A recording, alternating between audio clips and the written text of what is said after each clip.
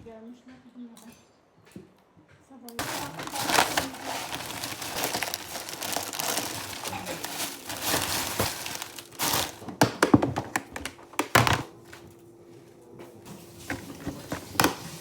Uzun aradan sonra sizi kanalımda görməyə çox məmnunam. Artıq özümə söz vermişəm, davamlı videolar çəkəcəm, vloglar çəkəcəm, YouTube'a geri qayıtdım. Bugün səhərimi sizlə açmasam belə, günün ilk yarısından artıq sizlə videolar paylaşıram. Mən yay aylarında Qubada qalıram. Bizim Qubada istirahət mərkəzimiz var. Onunla bağlı da ətraflı videolar çəkəcəm. Qubanın Xanagah kəndində qalıram. Əgər Qubadan olan izləyicilərim varsa, şərhlərdə bildirərsiniz. Buralar axşam çox soyuq olur, amma günorta, gün normal halda isti olur.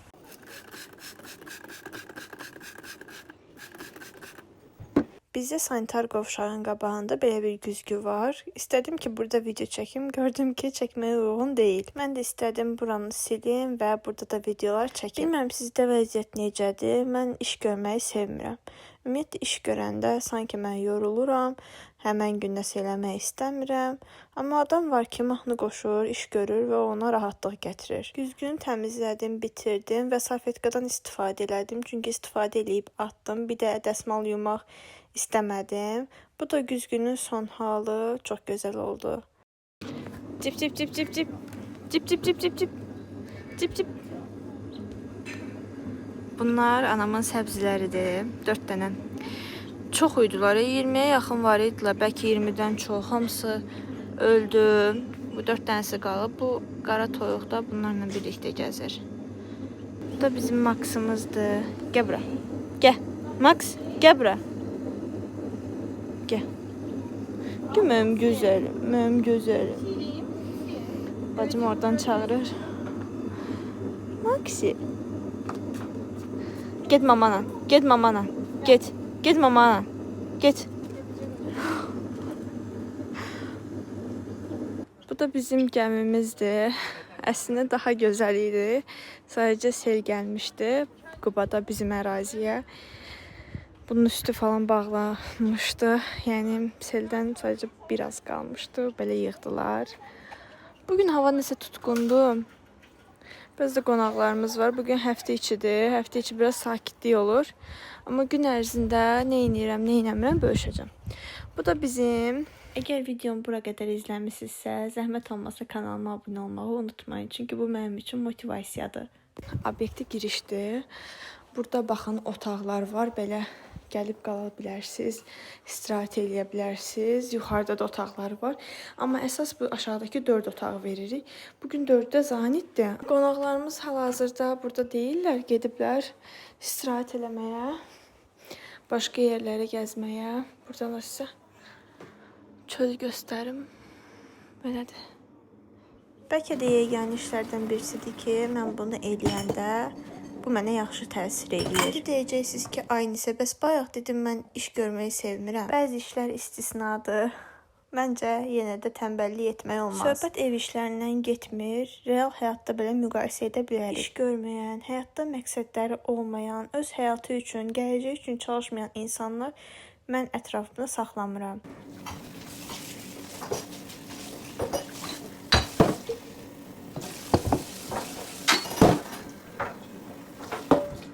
Çünki çevrən nə qədər hansı tipdə insanlarla dolu olsa, bir o qədər sənin də o yöndə maraqların olur. Həyatda daim işləməyi, öz üzərində çalışmağı, pul qazanmağı özümə borc bilmişəm. Günü bugün də 4-cü kurs olsam belə öz həyatım üçün çalışmağı, sərbəst həyatım olmağını çox istəyirəm və bunun üçün çalışıram. Valideyn uşağa ali təhsil verdikdə ona müəyyən qədər sərbəstlik də verir. İndi bu övladdan asılıdır. Bu sərbəstliyi nə dərəcədə və hansı istiqamətdə istifadə edir? Yəqin ki, fikrim sizə aydın oldu.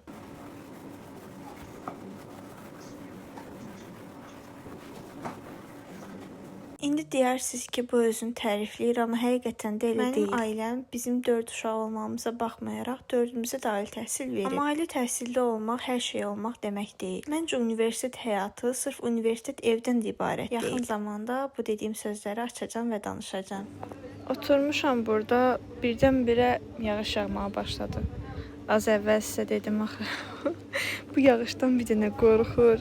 Bura bir dənə şiddətli yağış yağsın, çox qorxur da. Gedir gizlənir hardasa. Bizim yanımızda olur, amma gizlənir. Yağış şiddətləndir. Max.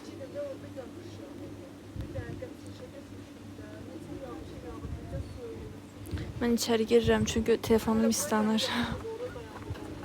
Girin içəri, gəlin paltar verim sizə. Bu yay Qubada işləmişəm.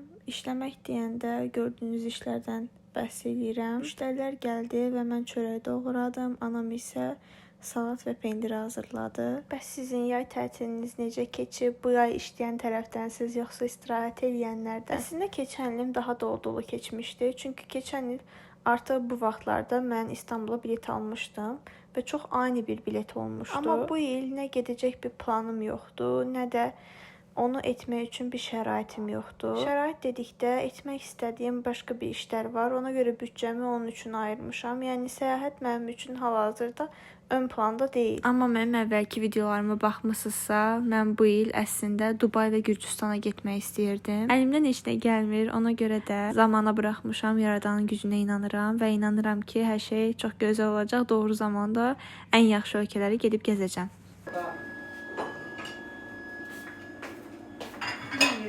Arxada iş gedir və səs yazmaq məcburiyyətində qalıram. Zaten digər videolardan da səsdən başa düşəcəksiniz. Ne koymuşum? Bakalım limona. Bu həyatda ömrümün axırına qədər yeyə biləcəyim bir yemək seçimi qoysalar qabağıma, şübhəsiz o makaron olardı. Mən makaron yeməyi və bişirməyi çox sevirəm. Hətta makaronu fərqli üsullarla bişirirəm ki, sıxılmayım. Bizim gündəlik işimiz bundan ibarətdir. Qabları yu, sil, yerinə qoy. Eyni işi günlərlə təkrar edirik.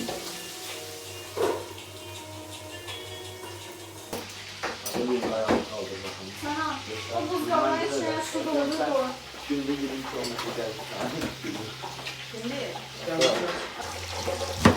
Anam da burada çorbacılıqma pişirir. Və koyur. Və belə qaynayır. Son halında bölüşəcəm.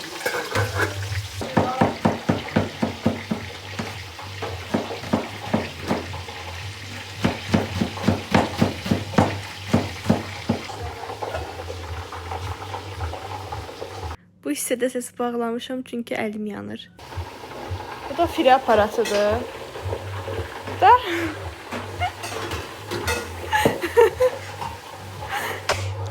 Sizə göstərməyə çalışanda tam da qolumun bu hissəsi pardan yandı, qızardı, qaldı.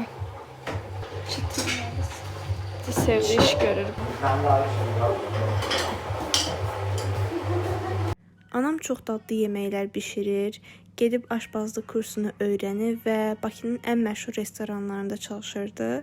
Sadəcə biz Qubada restoran işlədirik deyə o müəyyən bir vaxtı Qubaya gəlməli oldu. Videodan da başa düşürsünüz ki, iş çox qarışıqdır. Ona görə də üzərinə səs yazacağam. Hər dəfə belə kirli padnos gələndə çirkliləri və yuyulmalıları ayırıram. Əgər yemək padnosudursa, onda içərisində ətləri və sümükləri də itlər üçün ayırıram. Nə qədər qab yumaq prosesi çətin görünsə belə, məncə zibilləri ayırmaq daha yorucu və bezdiricidir. Mən çirkli qabları ayırıram, xaladını hazırlayıram. Sevda isə qabları paraşoklayır və yuyur.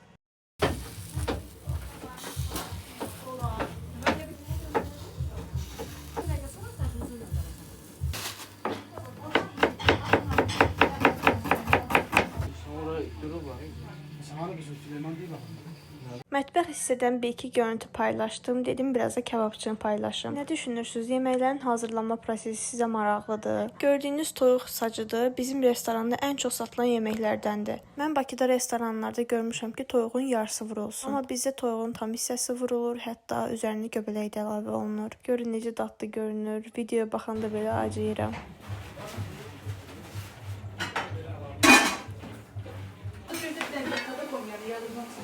Yemeği de olur. He? Verim yemeği de bir tane.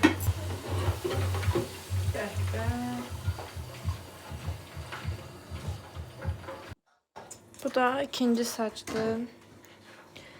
Anam pişirir. Toyuq sacı. Belə bu şəkildə bayaq gördüyünüz kimi ətləri, daha sonra göbələyi qoyacaq və hazırdır.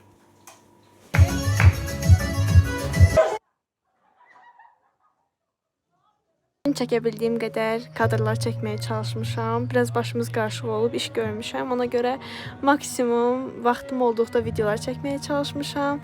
Əgər videoların davamını və vloqların davamını istəyirsinizsə, kanalıma abunə olmağı unutmayın.